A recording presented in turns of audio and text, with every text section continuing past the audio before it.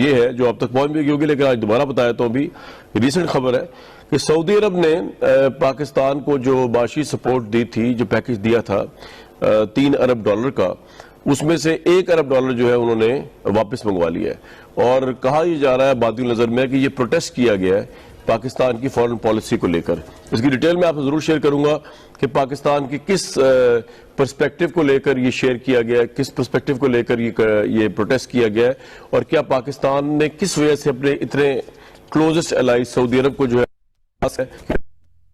वो वक्त से पहले ही मांग लिए पाकिस्तान से, और ये पैसे जो है फिर कहां से पाकिस्तान ने पूरे किए, इस पर भी मैं आपको बताऊंगा किस कंट्री ने पाकिस्तान की मदद की सऊदी अरब के पैसे वापस करने में।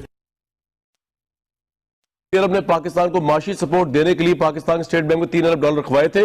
हम जिस वक्त मकबूजा कश्मीर को पाकिस्तान के उस नक्शे का हिस्सा बना रहे थे, सऊदी अरब ने भी ये रकम वापस ले ली और हमने बेइज्जती के डर से खबर तक छुपा ली। सर, इसकी डिटेल क्या है? सऊदी अरब किस बात में नाराज हुआ, क्यों $1 अरब वापस ले ली? देखिए, इसमें 3 चीजें हैं। पहला तो ये कि $3.5 अरब जो इन्होंने सऊदी अरब में दिया था पाकिस्तान को 2018 में जब देना शुरू किया था, तो आपको याद होगा कि एक तो ये सिस्टम दी सऊदी अरब की तरफ से, दूसरा हमें उधार तेल दिया जा रहा था, पेट्रोल दिया जा रहा था। जी जी। लेकिन ये पेपर पे कुछ ऐसे मामलात हुए टर्की की वजह से, फिर मलेशिया की वजह से, फिर ईरान की वजह से, कि सऊदी अरब ने अब आहिस्ता आहिस्ता अपनी इमदाद या अपनी सपोर्ट वापस लेनी शुरू कर दी। तो एक तो उन्होंने सारे रकम पाकिस्तान से वापस मांग ली थी, जिसमें से हमने पहली किस्त जो है वो $1 अरब को हमने वापस कर दिया है। वो जुलाई के आखिरी हफ्ते में पाकिस्तान ने सऊदी अरेबिया को वापस कर दी, और बाकी रकम हमने अनकरीब वापस करनी है। सऊदी अरब की तरफ से ये प्रेशर है, और उसमें मेरा ख्याल हमारा जो फॉरेन ऑफिस है उसकी ये नेग्लिजेंस है, उनकी गलतियां हैं कि जब हम सऊदी अरेबिया से इमदाद भी ले रहे थे और उनकी सपोर्ट भी हासिल कर रहे थे, तो उसके साथ साथ 3 जगहों पे जहां उनके सेंसिटिव पोर्शन है, मिस्टर मलेशिया जो एक नई OIC बनाना चाहता है, तो हमें उसको सपोर्ट करने की क्या जरूरत थी। तो इस ईरान के साथ सऊदी अरेबिया के जो ताल्लुकात है वो 1400 साल पुरानी हिस्ट्री है उसकी। तो जब हम वहां पे उनको कुछ गड़बड़ करेंगे या उनको सपोर्ट करना शुरू कर देंगे, तो जाहिर है सऊदी अरेबिया की तरफ से नाराजगी आएगी। और सबसे बड़ी जो मेन चीज है टर्की है, क्योंकि टर्की ने आपको याद होगा 2017 में सूडान में जाके एक उनकी पोर्ट है वो हासिल करने की कोशिश की थी, और वहां पे गवर्नमेंट भी टॉपल होगी उसके बाद। तो टर्की क्योंकि एक्सेल कर रहा है, वो सर्कल कर रहा है सऊदी अरेबिया को, तो टर्की के साथ भी कंफर्टेबल सऊदी अरेबिया नहीं है। दो सवाल है मेरे आपसे। एक तो आपने कॉलम में जी बताइए। आप में एक और बड़ी दिलचस्प चीज है, वो है वो अर्तुगरुल ड्रामा जो था उसने बड़ा मेन किरदार अदा किया है, क्योंकि उसकी वजह ये तो महसूस किया जा रहा है कि हम जानबूझ के पाकिस्तान में एक सर्कस मॉडल को इंट्रोड्यूस करवा रहे हैं, जो जाहिर है जिससे सऊदी अरेबिया खुश नहीं था। तो वो ये एक मेन वजह बनी है। जॉय साहब, आपने अपने कॉलम में इसको मकबूजा कश्मीर के साथ जो नक्शा बनाया पाकिस्तानी गवर्नमेंट ने, उससे भी नहीं किया, और आपका पूरा कॉलम जो है वो बड़ा जबरदस्त पॉलिटिकल सैटायर तंज भी है कि नक्शे बनाने से जो है वो ऑब्वियसली जो है वो कुछ हासिल नहीं होता खाली नक्शे बनाने से। उसमें आपने जो खिलाफत उस्मानिया का आखिरी शहजादा है उर्तुगल, शुरू वाले की बात नहीं कर रहा, आखिरी वाला जो है उसका ही बताया कि वो जब सब बदहाली में था, जवाल में था, और खिलाफत उस्मानिया खत्म हो गई और तबाह हो गए पूरा खानदान इनका, उसके बावजूद वो एक फ्लैट में रह रहा था, कैनेडियन कंपनी में काम करता था, उसने वहां भी खिलाफत उस्मानिया का एक नक्शा बनाया हुआ था।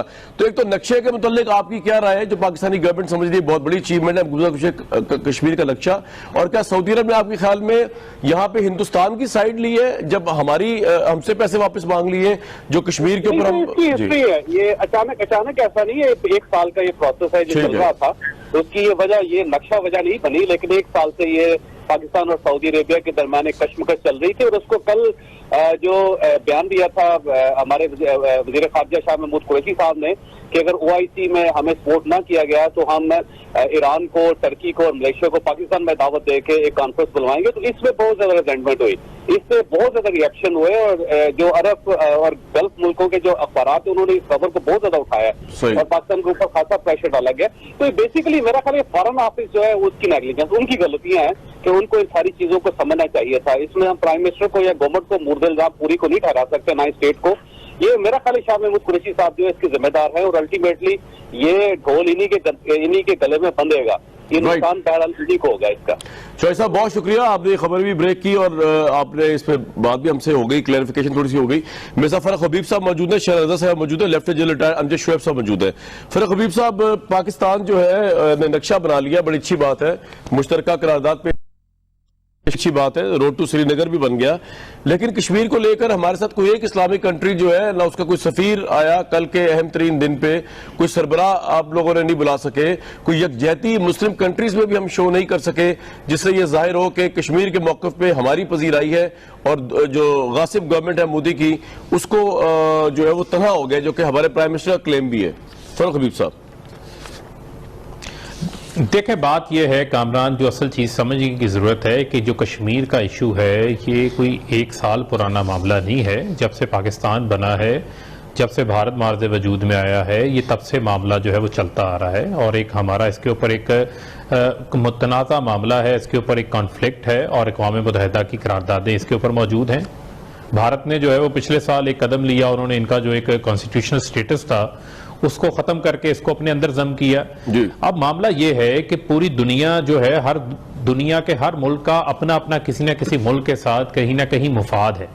कहाँ पाकिस्तान जो है वो खारजा महाज के अंदर जो है वो तनहा हो चुका था, आज पाकिस्तान जो है वो कम बैक कर रहा है उन तमाम मामलात के अंदर। आप देखें कैसे जो मोदी की आरएसएस की आइडियोलॉजी थी, आज उसके ऊपर पूरी दुनिया, मैं आपको बताता हूं कैसे, आज पूरी दुनिया जो है उसे कंडेम कर रही है। आज दुनिया का जो वेस्टर्न मीडिया है वो आए रोज उसके अंदर जो है वो एडिटोरियल्स आते हैं, कॉलम्स आते हैं, उनकी जो इंसानी हकूक की खिलाफ वर्जियां हो रही हैं उसके खिलाफ खबरें छप रही हैं, जबकि पहले ऐसा नहीं होता था। पहले भारत का नैरेटिव वहां पर प्रिवेल करता था, आज हमारा नैरेटिव प्रिवेल कर रहा है। और ये एक समझ लें कि आप, ये एक सीक्वेंस ऑफ इवेंट्स हैं जो आगे इस तहरीक को मजीद तेज करेंगे और पूरी दुनिया के इसके ऊपर प्रेशर बिल्डअप करेंगे। आज मोदी की अपनी पॉलिसीज की वजह से जो एक सेकुलर इंडिया को एक हिंदिया बनाना चाहता है। ठीक, वो आपकी बात सही है, जो हिंदुस्तान की सोच है उसको लेकर वहां तो पूरा मीडिया, जिस तरह डोनाल्ड ट्रंप की बहुत सी पॉलिसीज के ऊपर मगरबी मीडिया कंडेम करता है, इस तरह वो मोदी की भी इस पॉलिसीज के ऊपर कंडेम कर रहा है, इसमें कोई दो राय नहीं है। लेकिन जहां पे प्रैग्मेटिक सोच आ रही थी, कंप्लीट कर लो उसके बाद आपने रिस्पॉन्ड करना है। हम कोई ब्रादर मुल्क को इकट्ठा नहीं कर सके, ओआईसी का कोई इजलास नहीं करा सके 5 अगस्त लास्ट ईयर से लेके अब तक कश्मीर के मसले पे यूएन में हम नहीं ला सके इस इशू को। जी कामरान, आपका देखें कामरान, आपका हक है सवाल पूछना, लेकिन मामलात को भी आप समझें। मुझे आप ये बताएं कि जो मलेशिया था उसकी भारत के साथ कितनी बड़ी तजारत थी। उन्होंने तमाम तरह तजारती पाबंदियों के, जो ट्रेड खत्म करने की धमकियों के अलावा भी मलेशिया हमारे साथ खड़ा हुआ, टर्की हमारे साथ खड़ा हुआ, ईरान हमारे साथ खड़ा हुआ। जो दीगर ममालिक हैं, किसी मुल्क की जो है वो मैशी इन्वेस्टमेंट वहां पर है, वो भारत जब उनके साथ ताल्लुकात बढ़ा रहा था तो उस वक्त तो पाकिस्तान, उस वक्त भी तो हमारी जो हुकूमतें थी उन्होंने आंखें बंद की हुई थी। चाहे यूएई था, सऊदी अरेबिया था, जिनकी आज हम बात कर रहे हैं, उनको जब उनके ताल्लुकात वहां पर इस्तवार हो रहे थे तो उस वक्त हमने क्या काम किया, ये सवाल भी आप उनसे पूछ लें, उनके नुमाइंदगान मौजूद हैं। आज अफगान अमन प्रोसेस के अंदर सवाल आपसे समझने के लिए सवाल कर रहा हूं, नेपाल उन्हें आंखें दिखा रहा है, आज बांग्लादेश से टर्की, ईरान, मलेशिया, आपने 3 ममालिक गिनवाए हैं। आपने इन 3 ममालिक की हेड ऑफ द स्टेट्स की सिर्फ वर्बल सपोर्ट लेकर अपने कश्मीर के इशू के ऊपर, हमारे कश्मीर के इशू के ऊपर एक सिग्निफिकेंट अलाई